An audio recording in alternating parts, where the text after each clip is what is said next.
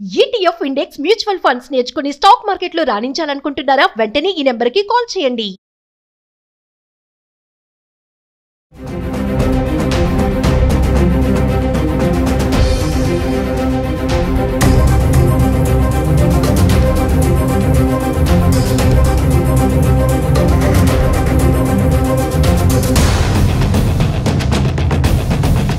Hi viewers, India's largest digital media network Suman టీవీకి స్వాగతం. ప్రస్తుతం మనతో ఉన్నారండి motivational speaker, advocate, social activist Ushasri. నమస్తే ఉషా. నమస్తే రాధా. ఉషా, మొన్న ఢిల్లీలో మండే ఈవినింగ్ జరిగిన కారులో బాంబు పేల్చేశారు ఎర్రకోట దగ్గర. ఇందులో విచిత్రం ఏంటంటే ప్రాణం పోయాల్సిన డాక్టర్లే ఈ ప్రాణం తీయనీకి వీళ్ళను డాక్టర్లు అనకూడదేమో, టెర్రరిస్ట్లు అనాల్సిందేనేమో, అనాలేమో ఏంటి, ఇంకా నువ్వే చెప్పేస్తావులే ఇప్పుడు. సో వీళ్ళని అసలు ఎందుకు అంత చదివి ఒక మానవత్వం లేకుండా కశ్మీర్ వాళ్ళు ఇలా చెయ్యడం అనేది నిజంగా మాట్లాడుకోనికి ఇక వీళ్ళను టెర్రరిస్ట్లనే అనాలి. ఒక్కసారి వీళ్ళ గురించి డీటెయిల్గా మాట్లాడి వీళ్ళల్లో ఎందుకు ఫస్ట్ ఇలాంటి ఇంత చదివి కూడా ఒక డాక్టర్ అయి కూడా ఇంత మృగాల్లాగా, క్రూర మృగాల్లాగా తయారవుతారు. రాధా, మనం ఇప్పుడు మాట్లాడుకోబోయేది, నేను ఇప్పటి వరకు మాట్లాడింది, మనం ఎంతసేపు సటిల్ గా రిలేషన్షిప్స్ గురించి ఇలా మాట్లాడుకున్నాం. సమాజానికి సంబంధించిన ఏదన్నా జరిగినప్పుడు ఒక సోషల్ యాక్టివిస్ట్ గా రియాక్ట్ అయ్యాను, కానీ బట్ ఇప్పుడు మనం రాజకీయాలు, టెర్రరిజం గురించి మాట్లాడలా. ఇది మాట్లాడాల్సిన అవసరం ఉన్న సమయం కాబట్టి మాత్రమే మాట్లాడుకుంటున్నాం మనం. ఎందుకంటే జరుగుతున్న మనం పర్యవసానాలు చూస్తుంటే, మనం ఆ జమ్మూ కాశ్మీర్ సిచ్యువేషన్ నుంచి నేను ఎప్పటి నుంచో దీని గురించి నా అనాలిసిస్ చెప్దాం అనుకుంటున్నాను. ఇక్కడ చూడాలంటే రాదా, సమాజంలో ఇప్పుడు ఇది జరిగిన ప్రతిసారి ఒక వర్గానికి చెందిన మతం గురించి మనం వాళ్ళని కార్నర్ చేస్తున్నాము.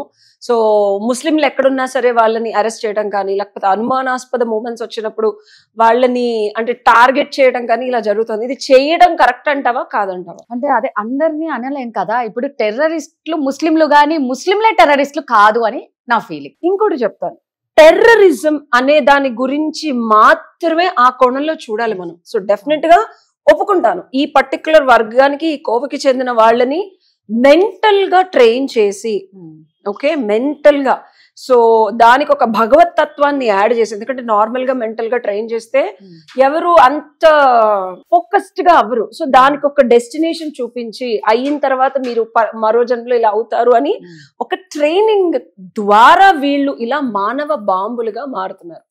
ఓకే, ఇది ఈ వర్గానికి చెందిన వాళ్ళకే ఉంటుందా, ఇంకెవరు ఇది చేయరా అంటే, నా అనాలిసిస్, నా అనుభవం ప్రకారం ఒక మనిషిని కీచకంగా చంపడానికి కానీ, లేకపోతే వాళ్ళని ఇబ్బంది పెట్టడానికి కానీ ఈ వర్గానికి చెందిన మనుషులే కాదు. ఇండియాలో చూసుకుంటే రీసెంట్ గా నేను గోత్రు అయింది డబ్బు, పవరు ఉన్న కాస్టుల గురించి పక్కన పెట్టేసాయి. నేను ఎప్పుడు అది మాట్లాడను, పాలిటిక్స్ మాట్లాడను. నేను చెప్పాలనుకుంది ఏంటంటే, ఇలాంటి ప్రవృత్తి ఉన్న మనుషులు మన హిందూస్ ఉన్నారు, ఓకే, మన తెలుగు వాళ్ళు ఉన్నారు, ఓకే, హిందీ వాళ్ళు ఉన్నారు, తమిళ, రకరకాల ప్రాంతాలకి చెందిన. ఇప్పుడు నా ఇష్యూనే తీసుకుంటే, నా దగ్గర డబ్బు లేదు, పవర్ లేదు, అవతల వ్యక్తికి డబ్బు ఉంది, పవర్ ఉంది. నేను జస్ట్ ఊరికే అనాలిసిస్ చేస్తే ఆయన గురించి, ఆయనకి ఎదురొచ్చిన ఒక అతన్ని 2 రోజుల్లో చంపేశాడంట, తెలుసా? అతనికి అపోజిషన్ పార్టీ ఒక అతన్ని, విజయవాడలో నా ల్యాండ్ ఇష్యూ ఒకటి జరుగుతుంటే, పేర్లు నేను చెప్పను కానీ, అలాంటిది మరి అది టెర్రరిజం అంటావా అనవా? డెఫినెట్ గా ఒక మనిషిని చంపడానికి ఏ ఇంటెన్షన్, రిజల్ట్ ఎట్లా కావాలి అనేది పక్కన పెడితే, ఒక మనిషి ఇంకొక మనిషిని తన స్వలాభం కోసం, స్వార్థం కోసం చంపడం అనేది టెర్రరిజం. అది ఒకళ్ళని చంపుతున్నావా, బాంబులు పెట్టి 100 మందిని చంపుతున్నావా, లేకపోతే 1,00,000 మందిని చంపుతున్నావా అనేది ఎంత మోటివేషన్ అనే దాన్ని బట్టి మల్టిప్లై అవుతుంది. సో మనం ఇక్కడ డెఫినెట్ గా ఈ వర్గానికి చెందిన వాళ్ళు ఎక్కువ మంది ఉన్నారు, ఎక్కువ శాతం మంది ఉన్నారు. డెఫినెట్ గా ఆ దేశం వాళ్ళు మన దేశానికి అదొక యుద్ధ ప్రాతిపదిక మీద విపరీతంగా అలాంటి జనాల్ని ట్రైన్ చేసి మన మీద వదులుతున్నారనే సత్యాన్ని నేను ఇక్కడ తోసిపెట్టట్లేదు. డెఫినెట్ గా ఇది చాలా అన్యాయం, నిర్మానుషం. మనం చూసిన రీసెంట్ జమ్మూ కాశ్మీర్ పాపం ఆ హనీమూన్ ఇన్సిడెంట్ కానీ, నా తర్వాత ఇక్కడ మనం రాజకీయాలకు వస్తే మిషన్ సింధూర్ దగ్గర నుంచి ఎప్పుడైతే మోడీ ప్రభుత్వం రావడం మొదలు పెట్టిందో, మనం కర్మం ధర్మం ఫాలో అవుతూ నన్ను కొట్టండి, కొట్టిన తర్వాత నేను మిమ్మల్ని ఏం చేయను, నేను కాపాడుకుంటాననే ప్రవృత్తి నుంచి ఇండియన్ గవర్నమెంట్, మీరు మమ్మల్ని కనుక కొడితే మేము కామ్గా కూర్చోము, డెఫినెట్ గా మేము మా సత్తా ఏంటో చూపిస్తాము, బుద్ధి చెప్పడానికి ప్రయత్నిస్తాం అన్న దగ్గర నుంచి ఆగింది.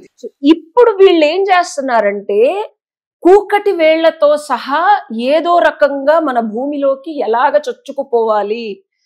నార్మల్ గా ఉంటే జనాలు పట్టుకొని టెర్రరిస్ట్లని అనాలిసిస్ చేసి పట్టేసుకుంటున్నారు. కాబట్టి ఇండియాలో ఎస్పెషల్లీ భగవంతుడి తర్వాత మనం డాక్టర్ని ఒక భగవంతుడు అంటాం. ఎందుకంటే ప్రాణం పోస్తాడు. ప్రాణం పోసే ఒక భగవంతుడి స్థితిలో ఉన్న ఆ ప్రొఫెషన్ ని వీళ్ళు మాయ చేసి ఆ ప్రొఫెషన్ లో ఉన్న వాళ్ళని వాళ్ళ నియామకించిన వ్యక్తులుగా క్రియేట్ చేస్తే మానవుడు ఇంకెక్కడికి వెళ్తాడు? ఇందులో 3 డాక్టర్లే, 3 కాదు రాధా, 7 నిందితుల్లో 3 డాక్టర్లు అన్నారు. యాక్చువల్ గా డాక్టర్ అనేవాడు ఇట్లాంటివి చేస్తాడని కానీ, అసలు ఇలాంటి వాటిలోకి వెళ్తాడని కానీ, మనకి ఏ ప్రాబ్లం వచ్చినా బిడ్డను కానీ లేకపోతే పెద్దవాళ్ళని కానీ ఇమీడియట్ గా తీసుకెళ్తే ఆ ధర్మం, వృత్తి ధర్మాన్ని విస్మరించి ఒక డాక్టర్ అనే వాళ్ళు అలా ప్రవర్తిస్తాడనే ఆలోచన కూడా రాదు మానవులకి. రెగ్యులర్ నార్మల్ పీపుల్ కి అయితే సస్పీషియస్ స్టేట్ లో ఉండరు. అండ్ 2900 కేజీల బాంబ్ మెటీరియల్, 60 కేజీలు అంటే ఎన్ని లక్షల కేజీలు ఉంటాయి? పట్టుబడింది 2900 కేజీలు ఇండియాలో ఇంకా అయింది అంటే రకరకాల ప్లేసుల్లో మనకి తెలియకుండా ఆల్రెడీ ఇంకెన్ని వృత్తుల్లో ఉన్నారు. ఇప్పుడు మనం అనుకుంటున్నాం యూజువల్ గా టార్గెట్ ముస్లిం పేరున్న వాళ్ళందరినీ టార్గెట్ చేస్తారు ఫ్యూచర్ లో. కానీ డబ్బు కోసం, పవర్ కోసం అమ్ముడు పోని ఇండియన్స్ ఉంటారా? అమ్ముడు పోని హిందూస్ ఉంటారా? వాళ్ళు వీళ్ళని కొని వాళ్ళ దగ్గర కూడా పెట్టచ్చు కదా. ముస్లిం పేరుతో ఉన్న వాళ్ళు టార్గెట్ చేస్తున్నావు అబ్బా నువ్వు.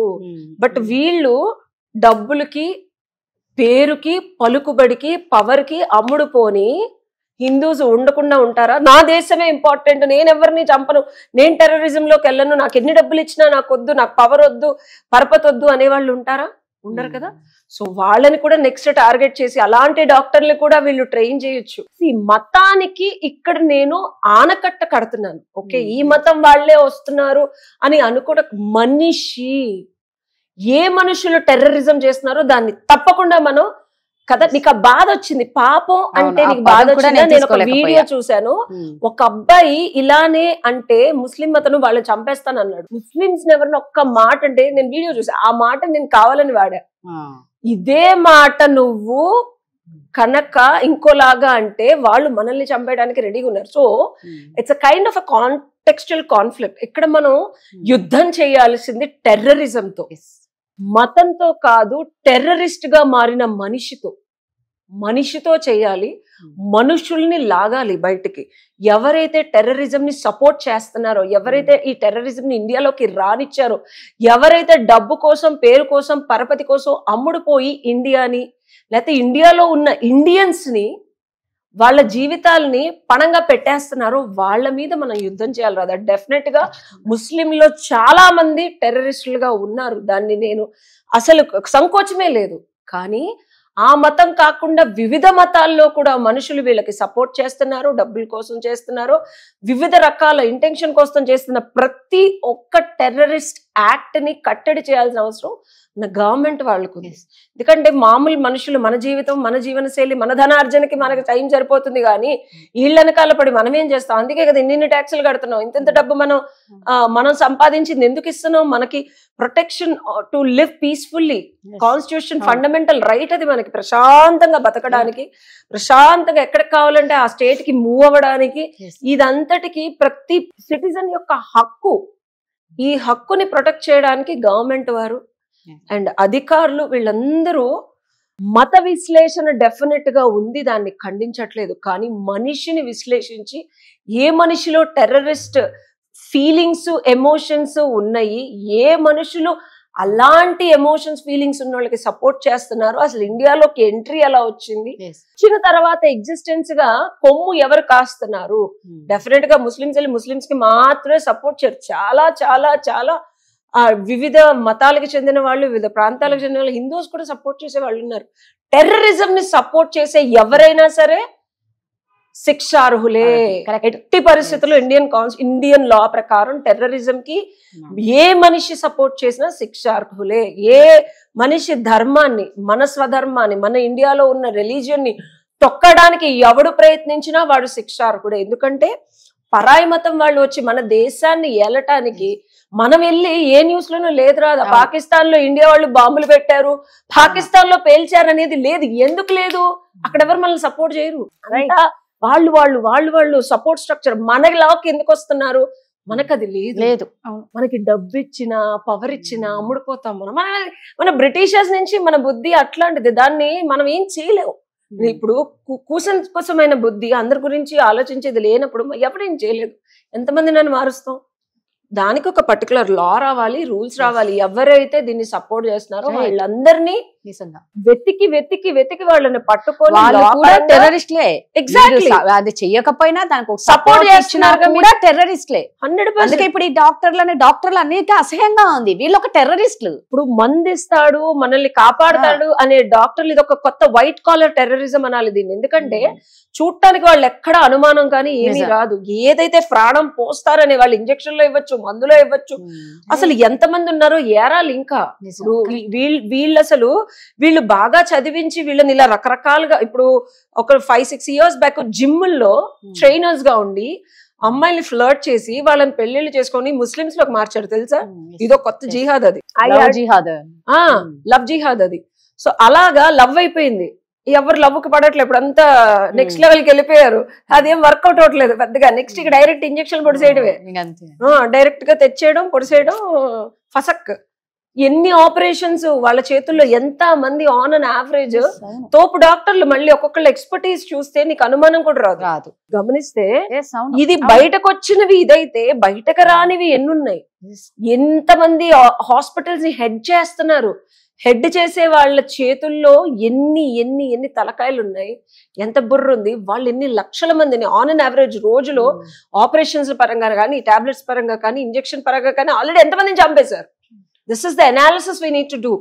చచ్చిపోయిన వాళ్ళు ఎంతమంది, ఇంకా చంపడానికి వీళ్ళ దగ్గర ఏమి ఇంజెక్షన్స్, ఏం మందులు ఉన్నాయి అనేది చూసుకోవాలి. నిజంగా ఉషా, నువ్వు కరెక్ట్ గా చెప్పావు. నాకు ఒకటైతే నిజంగా దీన్ని సపోర్ట్ చేసే వాళ్ళందరూ కూడా టెర్రరిస్ట్లే. బట్ నిజంగా మనల్ని మనం కాపాడుకోవడమే చాలా ఉందేమో అనిపిస్తుంది. సో మనల్ని మనం అలర్ట్ గా ఎప్పుడు ఉండాలేమో. ఎంత ఉన్నా టైం బాగాలేకపోతే ఏదో ఒక రూపాన మనల్ని శిక్షిస్తుందో, వరిస్తుందో, ఆ పాపమో బాధనో కానీ నిజంగా. బట్ ఆ చనిపోయిన 8 మంది ఆత్మకు శాంతి చేకూరాలని నిజంగా మనస్ఫూర్తిగా కోరుకుంటున్నాను. Thank you.